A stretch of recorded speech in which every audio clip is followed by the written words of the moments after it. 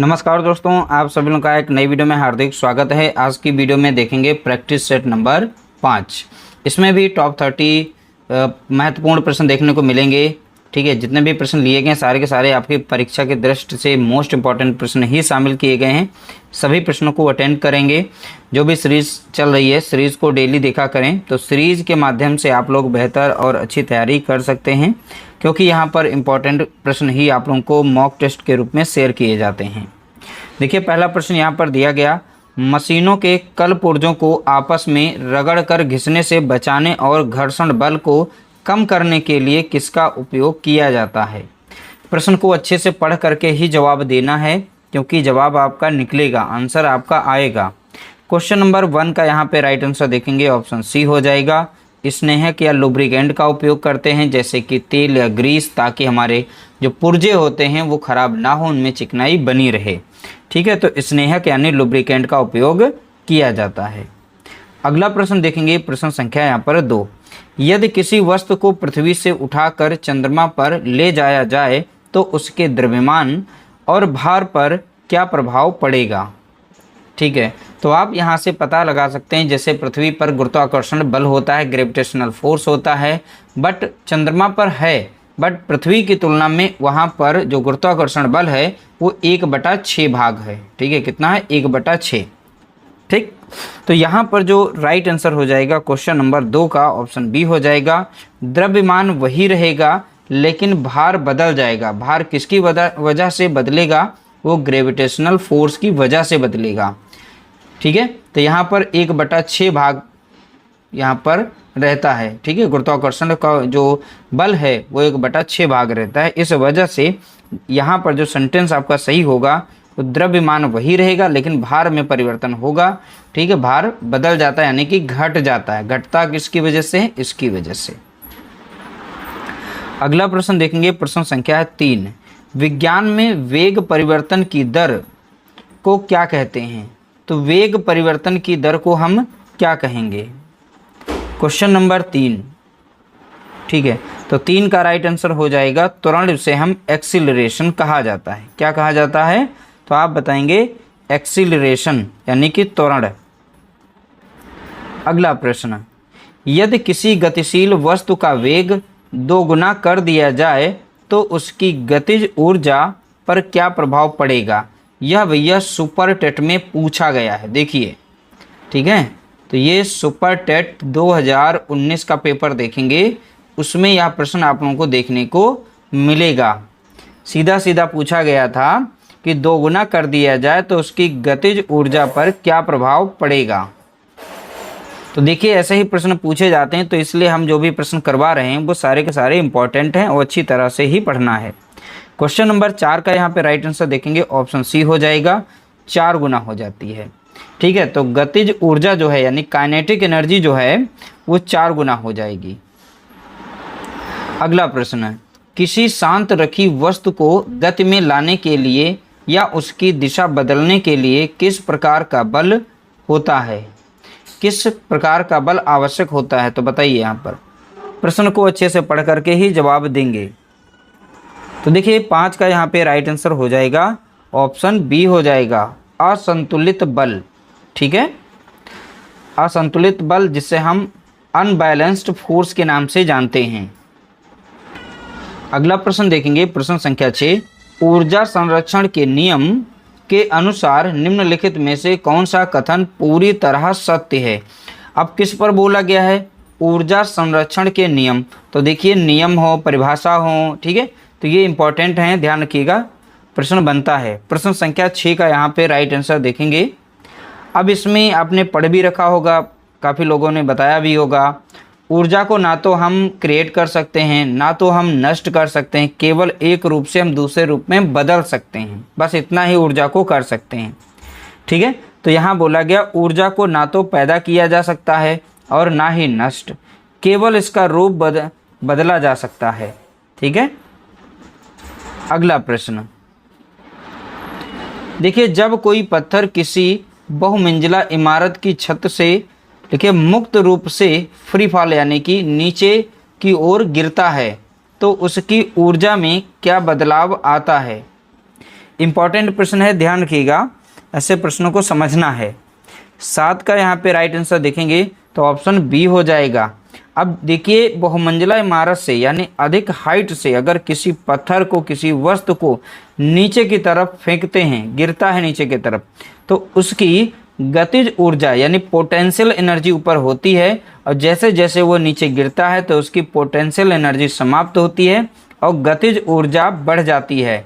ठीक है, जैसे जैसे पृथ्वी के नज़दीक आएगा तो उसकी गतिज ऊर्जा बढ़ जाएगी। मान लीजिए इस हाइट पर यहाँ पर पत्थर था, ऊपर से नीचे की तरफ यहाँ पर गिर रहा है, पृथ्वी की तरफ आ रहा है, ये पत्थर है नीचे की तरफ गिर रहा है, तो यहाँ पर पोटेंशियल एनर्जी जो है ज़्यादा होती है, और जैसे जैसे नीचे आ जाएगा तो यहाँ काइनेटिक एनर्जी जो होती है, ये गतिज ऊर्जा जो होती है, ये बढ़ जाती है। क्या होगी? इंक्रीज हो जाती है। ठीक है, तो सबसे ऊपर हाइट पर पोटेंशियल एनर्जी ज़्यादा होगी, और जैसे उसे छोड़ दिया जाएगा नीचे की तरफ गिरेगा, गिरते समय जैसे नज़दीक आएगा, पृथ्वी के सबसे नज़दीक जब भी आएगा तो यहाँ पर इसकी काइनेटिक एनर्जी ज़्यादा होगी। अगला प्रश्न, जब वस्तु देखिए, जब कोई कार किसी गोलाकार मोड़ पर मुड़ती है तो उसे केंद्र की ओर बनाए रखने और फिसलने से बचाने के लिए कौन सा बल आवश्यक होता है? तो 8 का यहाँ पे राइट आंसर देखेंगे, इसका राइट आंसर हो जाएगा ऑप्शन बी, अब केंद्रीय बल। इसे हम सेंट्रीपेटल फोर्स के नाम से जानते हैं।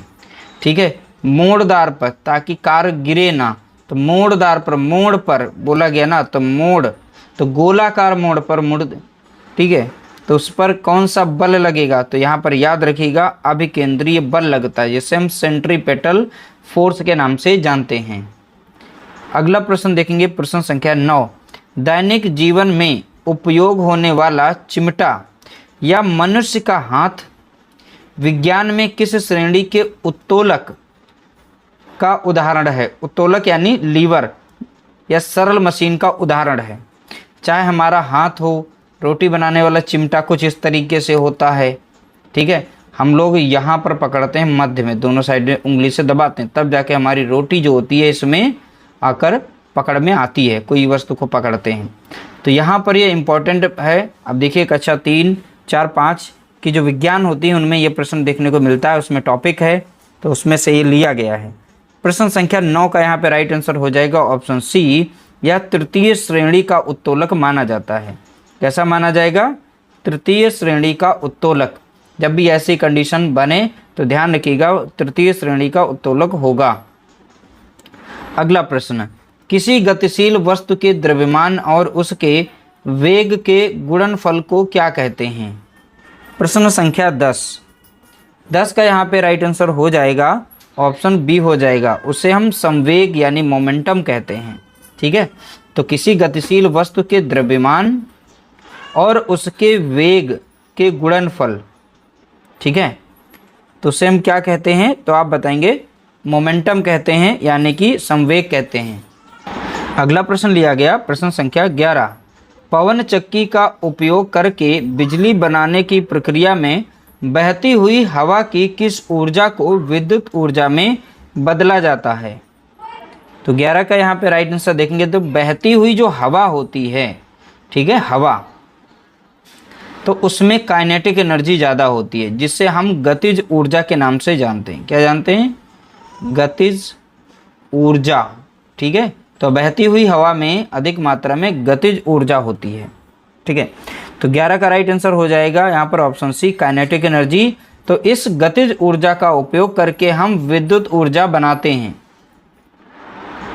अगला प्रश्न, घर्षण बल के विभिन्न प्रकारों में से किस घर्षण का मान सबसे कम होता है, जिसके कारण भारी सामान को खिसकाने के बजाय पहियों पर ले जाना आसान होता है?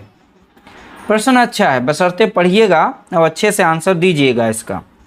तो देखिए 12 का राइट आंसर हो जाएगा ऑप्शन सी, उसे हम लोटनिक घर्षण कहते हैं, रोलिंग फ्रिक्शन। ठीक है, रोल करते हुए, लुढ़काते हुए अगर किसी वस्तु, भारी वस्तु को ले जाते हैं, आसानी से पहुंच जाती है। अगला प्रश्न, चलती हुई बस के अचानक रुकने पर उसमें बैठे यात्री आगे की ओर झुक जाते हैं। अचानक ब्रेक लगा दें तो बैठे हुए यात्री जो होते हैं आगे की तरफ झुक जाते हैं।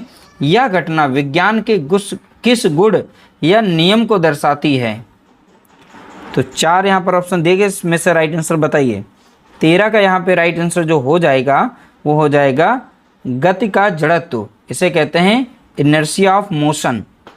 ठीक है, आपने पढ़ा होगा न्यूटन के 3 लॉ हैं, नियम, उसमें से पहला है, देखिए, कुएं से पानी खींचने के लिए किस सरल मशीन का उपयोग किया जाता है जो बल लगाने की दिशा को बदलकर काम को आसान बना देती है?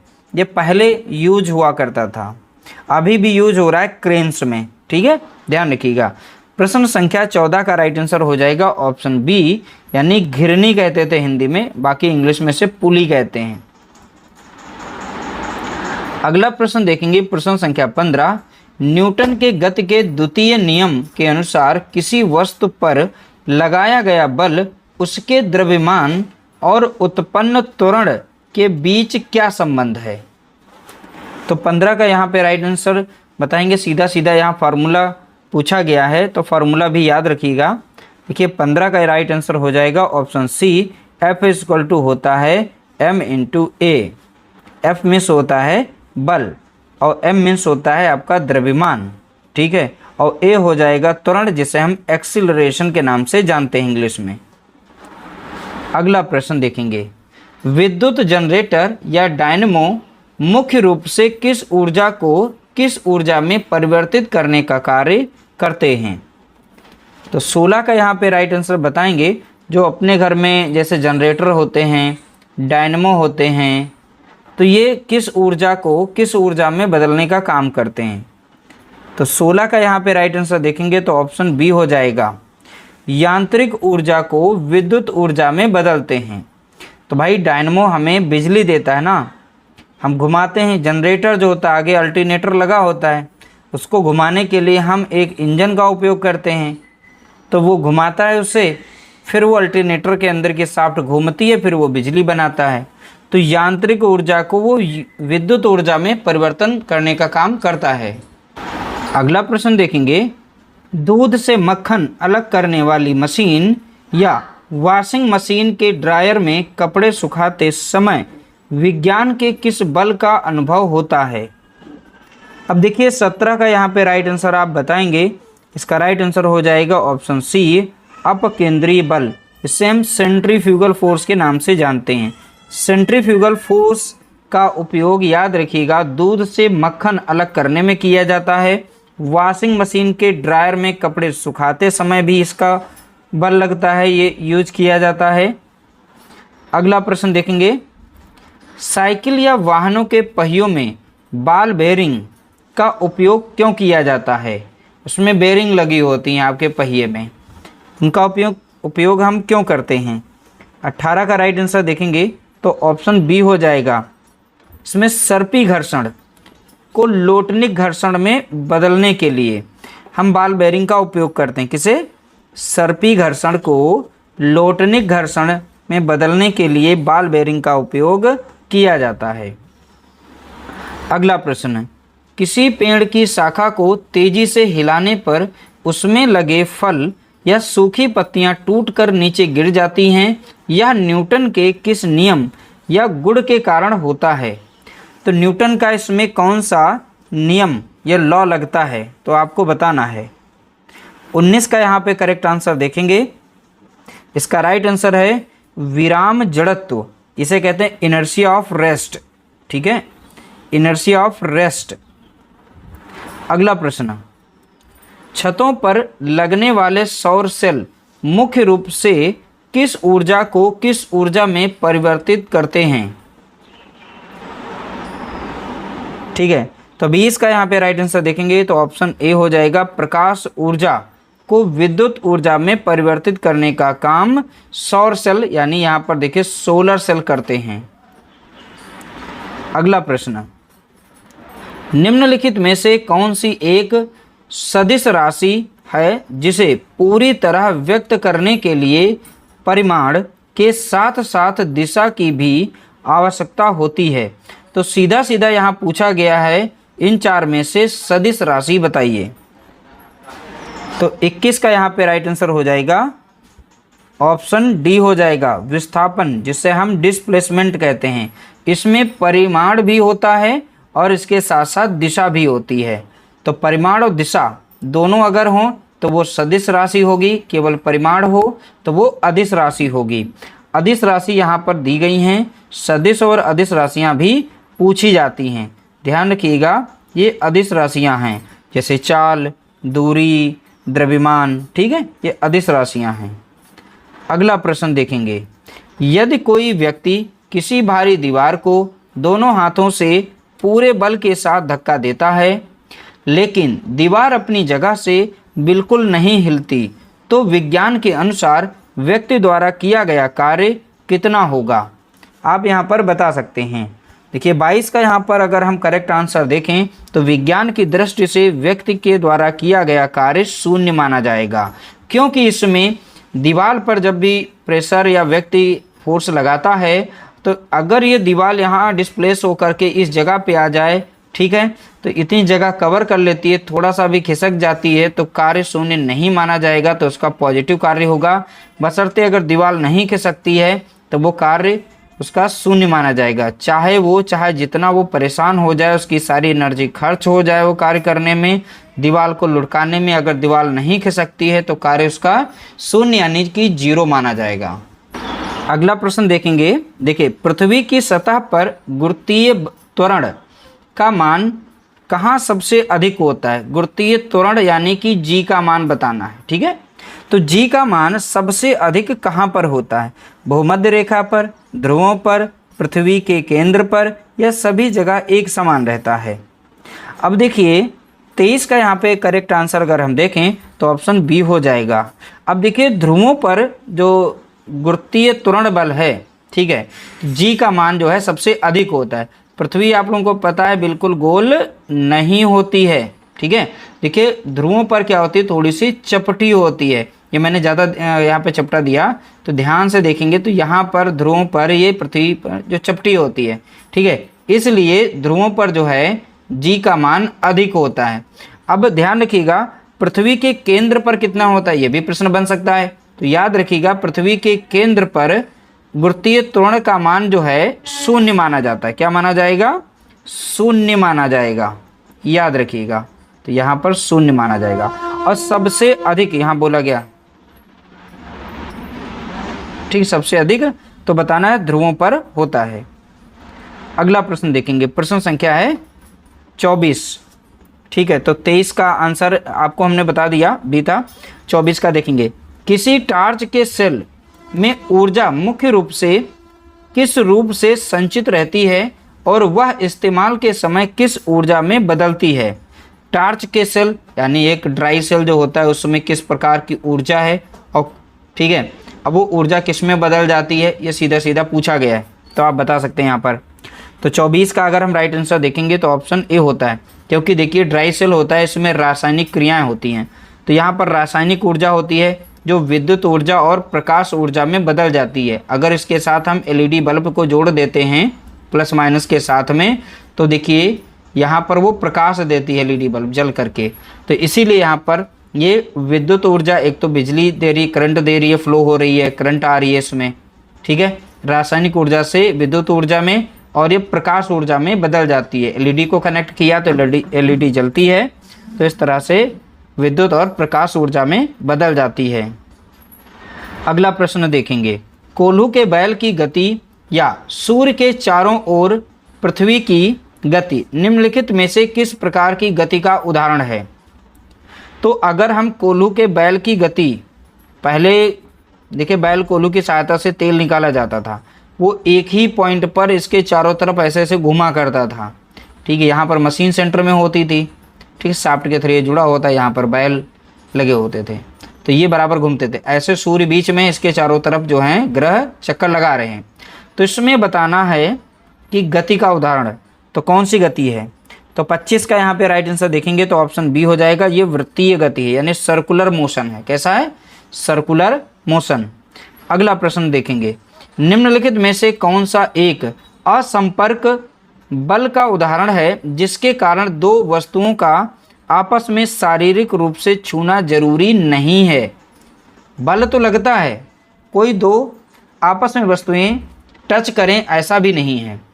तो इसमें से सही आंसर बताएंगे। और ध्यान रखिएगा, बल से संबंधित एक प्रश्न सुपर टेट में पूछा गया था। अब ध्यान रखिएगा यहाँ पर, ठीक है।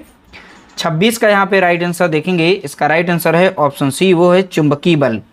तो आप लोगों को पता है चुंबकीय जो बल होते हैं इनमें कांटेक्ट होना कोई ज़रूरी नहीं है, दूर से ही खींचने लगते हैं, ठीक है। तो यहाँ पर वो चुंबकीय बल है, तो यहाँ छूना कोई ज़रूरी नहीं है। अगला प्रश्न, औद्योगिक क्षेत्रों और भारी मशीनों जैसे पानी के पंप या मोटर में शक्ति को मापने के लिए अक्सर अश्व शक्ति जिसे हॉर्स पावर यानी मात्रक का उपयोग किया जाता है। एक हॉर्स पावर 1 HP कितने वाट के बराबर है? तो सीधा सीधा पूछा गया इतने बड़े क्वेश्चन में, एक हॉर्स पावर में वाट कितने होते हैं आपको बताना है। प्रश्न संख्या 27 का राइट आंसर हो जाएगा ऑप्शन बी, 746 वाट होते हैं। कितने? 746 वाट, याद रखिएगा। अगला प्रश्न देखिए, सार्वत्रिक गुरुत्वाकर्षण नियतांक का मान पूरे ब्रह्मांड में कैसा रहता है? यानी जो कैपिटल G है, ग्रेविटेशनल कांस्टेंट जो है, इसका पूरे ब्रह्मांड में मान क्या है, वैल्यू क्या है? तो 28 का यहाँ पे राइट आंसर देखेंगे, ये हमेशा स्थिर रहता है। बट स्मॉल g जो होता है, ठीक है, इसका मान स्थिर नहीं रहता है, ध्रुवों पर अधिक रहता है, पृथ्वी के केंद्र पर शून्य रह जाता है। अगला प्रश्न देखेंगे, यदि किसी झुके हुए रैंप की लंबाई बढ़ा दी जाए तो भारी ड्रम को ऊपर चढ़ाने के लिए आवश्यक बल पर क्या प्रभाव पड़ता है? अब मान लो किसी वस्तु को इस तरीके से ढलान, अब मान लो ये भारी वस्तु है, इसको ऊपर ले जाना हो, एक दूसरी भारी वस्तु है कुछ इस यही वाली, ठीक है, इसको ऊपर चढ़ाना, इस पे चढ़ाना है, इस वाली पे, दूसरे वाले पे। आप बताइए पहले वाले में फोर्स ज़्यादा लगेगा या दूसरे वाले में बल ज़्यादा लगेगा? किस में कम, किस में ज़्यादा लगेगा? देखिए, अगर ऊंचाई एकदम बढ़ जाती है तो फोर्स हमारा ज़्यादा लगेगा, प्रश्न में के हिसाब से ये पूछा गया। अगर उसकी ढलान को कम कर दिया जाए, तो देखिए इसकी ढलान को हमने कर दिया, यहाँ पे कम कर दिया, तो इस पर लगने वाला फोर्स जो है कम हो जाएगा और आसानी से ऊपर हम चढ़ा सकते हैं। बशर्ते यही यहाँ पर पूछा गया था। तो 29 का राइट आंसर हो जाएगा ऑप्शन बी, आवश्यक बल कम हो जाएगा। तो अगर इसकी ढलान को हम कम कर देते हैं तो यहाँ पर बल जो है कम लगेगा, आवश्यक बल कम हो जाएगा। अगला प्रश्न देखेंगे, प्रश्न संख्या है 30। चलती हुई ट्रेन या गाड़ी से अचानक नीचे कूदने पर व्यक्ति आगे की ओर मुंह के बल गिर पड़ता है। यहाँ न्यूटन का कौन सा नियम लागू होता है?